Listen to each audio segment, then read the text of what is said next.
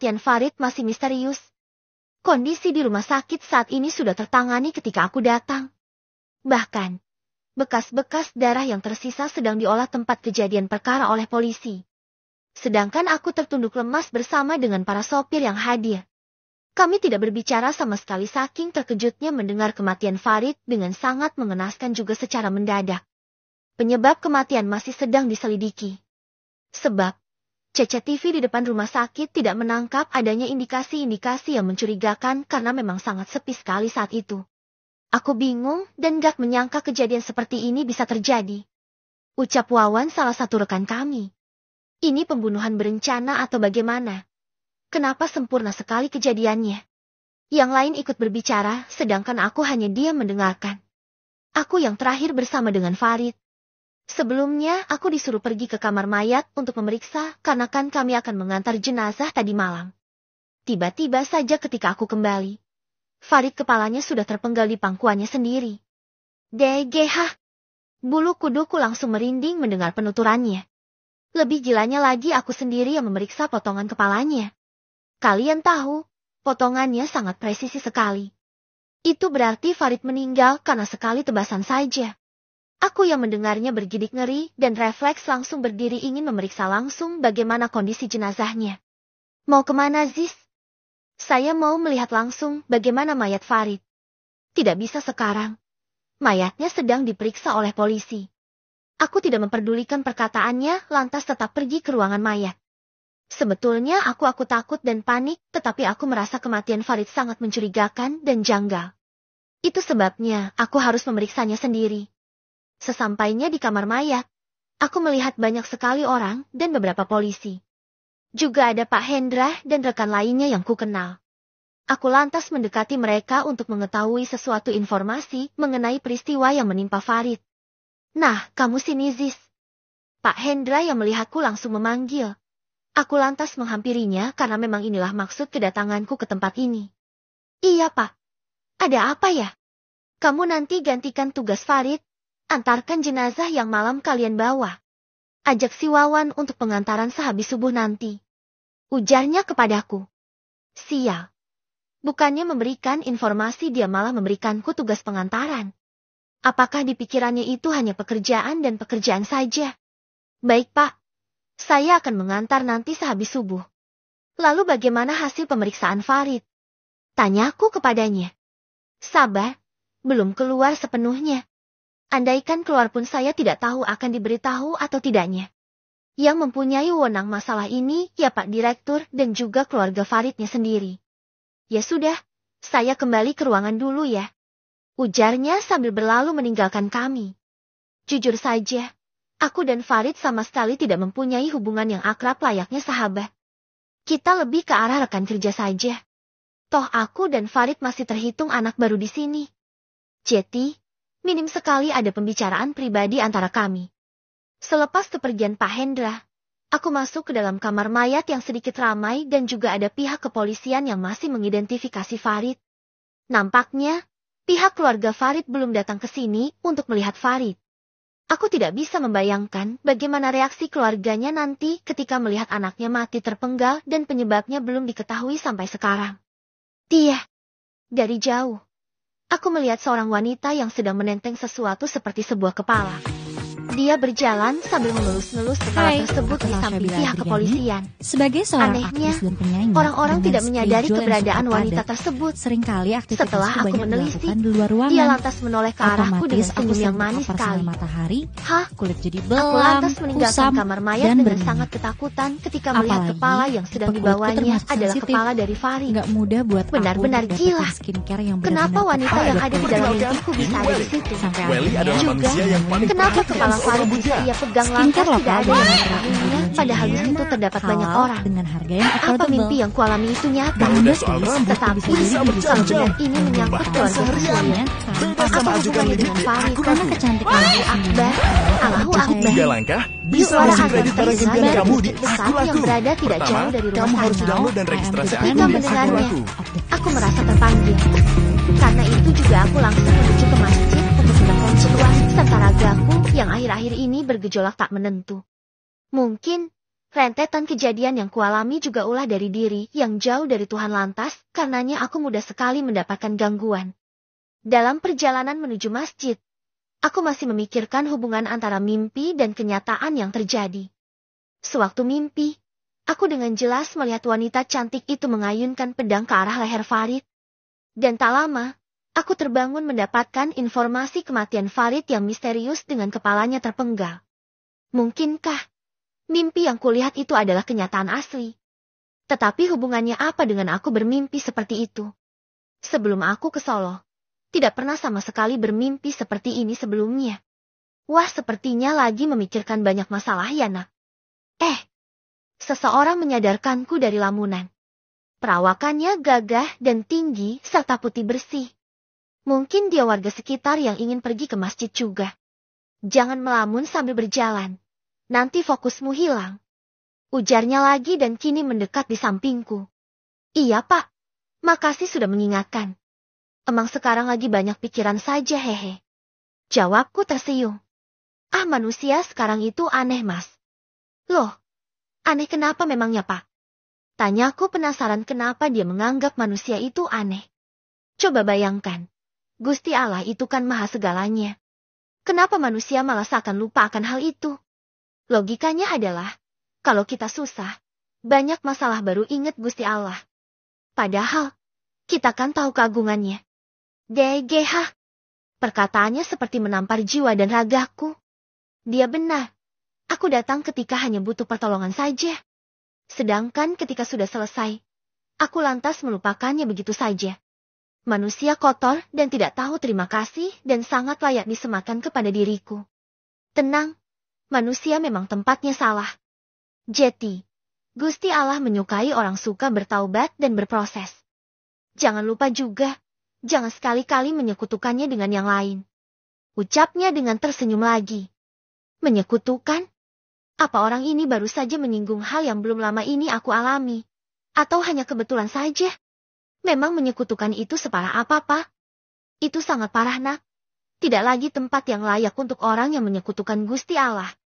Memohon perlindungan saja, semoga kamu bisa dijauhkan oleh hal seperti itu. Ujarnya lagi sambil menepuk pundakku. Sontak ketika ia menepuk punggung, aku seperti merasakan hawa sejuk mengalir dalam tubuhku. Otakku seakan meseponnya dengan jelas dan segar. Apa yang dilakukan orang ini benar-benar luar biasa. Apa yang harus saya lakukan sebagai langkah awal untuk dilindungi dari orang dan perbuatan seperti mereka yang zalim itu, Pak?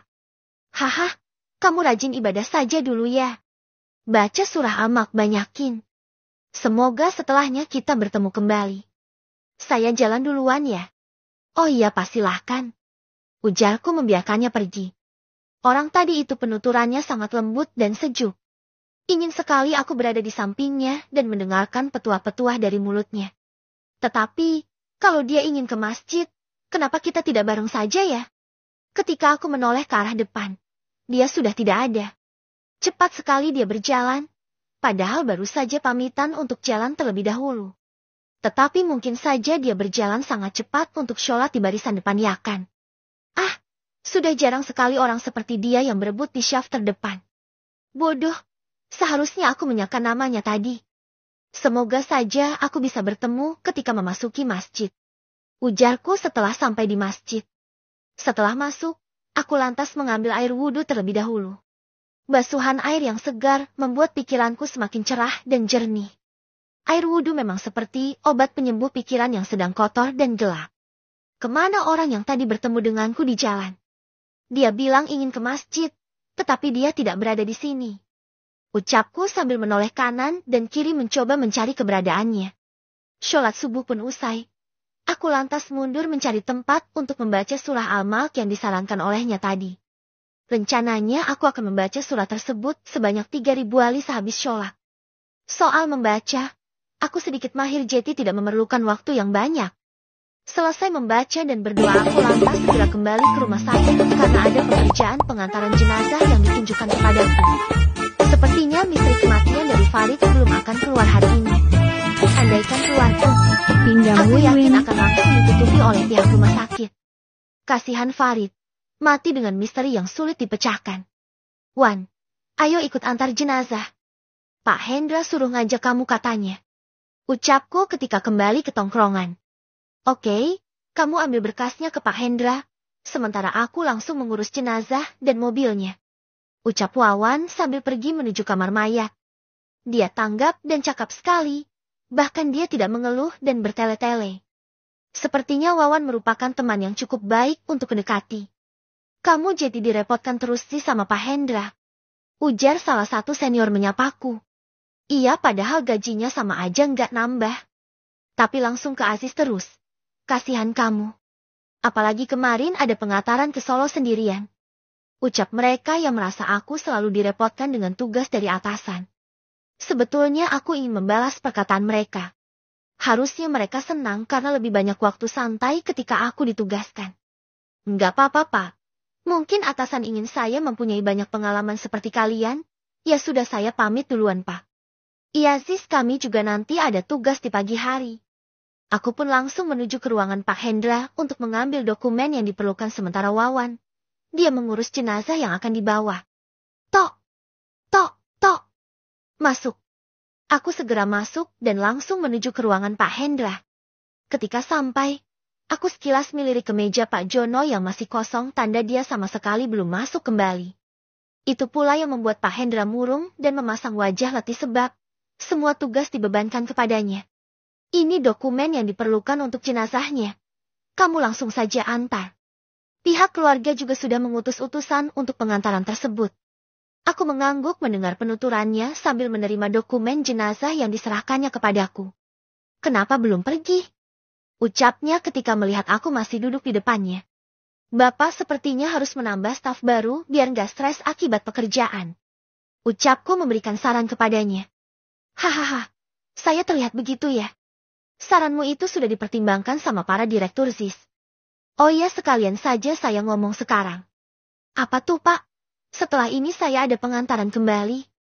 Iya, kamu antar jenazah ke Subang nanti malam ya. Sekalian kamu jemput di alamat dan langsung antarkan. Yang benar, Pak. Kenapa nggak para senior saja yang melakukannya? Entah, Pak Jono merekomendasikan kamu. Saya juga tidak tahu bagaimana caranya dia mengetahui akan ada pengiriman jenazah ke Subang. DGH.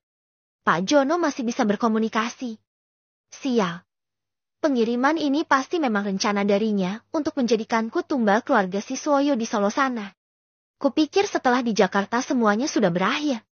Ternyata mereka masih menginginkan nyawaku. Sepertinya untuk jarak jauh saya belum bisa, Pak. Saya masih letih akibat perjalanan kemarin. Ucapku menolak secara halus.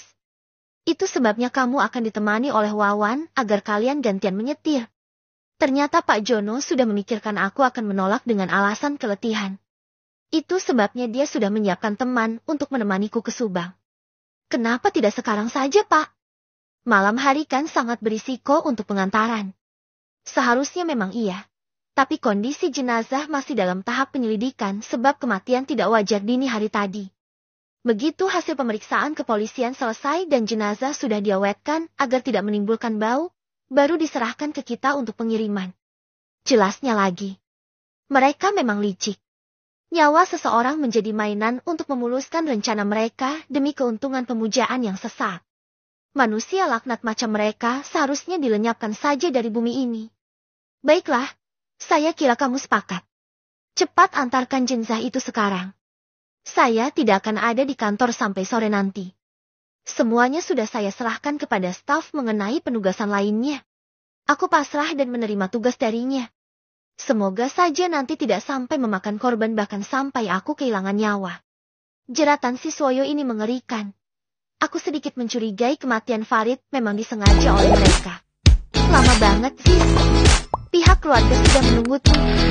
Wawan menegurku ketika aku mengakhiri mobil jenazah yang sudah siap. Maaf, tadi memang ada sedikit penjelasan dari Pak Hendra. Kan kita tahu Pak Jono belum bisa masuk. Ujarku sambil memasuki mobil. Wawan menerima penjelasanku dan dengan segera memanggil pihak keluarga yang akan menemani di dalam mobil. Dan kami pun meninggalkan rumah sakit menuju kediaman jenazah. Jis, kita hanya mengantar sampai tujuan atau dilakukan sampai pemakaman.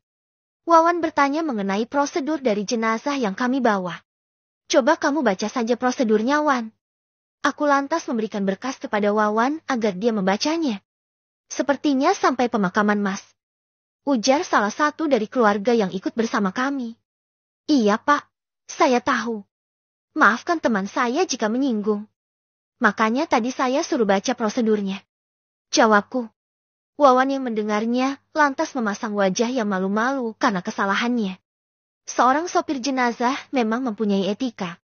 Jangan sampai ucapan dan perilaku kami menyinggung keluarga maupun pasien itu sendiri. Itu sebabnya aku menyuruh Wawan untuk membaca. Maaf atas kelalaian saya, Pak. Wawan meminta maaf atas perkataannya tadi. Iya enggak apa-apa, Mas. Santai saja kok. Namanya juga manusia kan? Ujarnya. Keluarga mereka ini seperti tidak ada raut wajah sedih kulihat dari spion. Mungkinkah mereka sudah lapang menerima kematian dari saudaranya? Kenapa Mas Sopir? Kaget melihat kami terlihat biasa saja. Dia membaca pikir aku kah? Kenapa bisa mengetahui apa yang sedang aku pikirkan? Santai saja Mas. Saya juga tahu keresahan yang sedang Masnya rasakan kok. Keresahan saya? Maksudnya gimana ya Pak? Tanyaku penasaran. Masnya dalam ritual tumbal yang mengerikan. Hati-hati, malam nanti mungkin saja akan menjadi sangat panjang untuk Masnya. Ujarnya sambil tersenyum tipis. Aku saling tatap dengan Wawan mencoba mengerti maksud tujuan dari keluarga jenazah itu. Dia bahkan bisa mengetahui apa yang bisa terjadi malam nanti. Tidak usah mengkhawatirkan itu Pak. Saya mempunyai Tuhan yang Maha Melindungi. Jeti, biarkan saja mereka melakukan perbuatan iblis seperti itu. Jawabku sambil tersenyum lebar. Haha, anak muda. Selain dilindungi, mentalmu mulai terbentuk ya. Setelahnya kami tidak melanjutkan pembicaraan karena memang tidak lama kami sudah sampai di rumah jenazah. Tidak perlu menyalakan sirena karena memang jalan masih lenggang sekali. Mungkin ketika ke tempat pemakaman akan kunyalakan untuk memberikan jalan mobil untuk lewat. Kita nggak mengikuti prosesinya, Ziz? Tanya Wawan. Kita menunggu saja ketika jenazah sudah siap dan disyalakan, Wan. Mereka nantinya juga akan memanggil kita. Ujarku sambil santai duduk membakar rokok di tempat yang sudah disediakan keluarga mereka. Wan, aku lupa mau memberitahukan sesuatu kepadamu. Apa itu? Nanti malam kamu diminta menemaniku untuk pengantaran jenazah ke Subang. Sudah kuduga itu akan terjadi lagi. Ucapnya seperti mengetahui sesuatu. Kamu mengetahui sesuatu, Wan? Dia mengangguk lantas membakar rokok. Aku menunggunya menjawab pertanyaanku. Terlihat dari wajahnya, Wawan ini memang mengetahui sesuatu. Nanti malam saja ketika kita berangkat ke Subang, Ziz. Haha, kamu berani menemaniku nanti. Aku tidak sebodoh dan sepengecut Farid saat dia dipenggal iblis wanita itu, Ziz. Hah,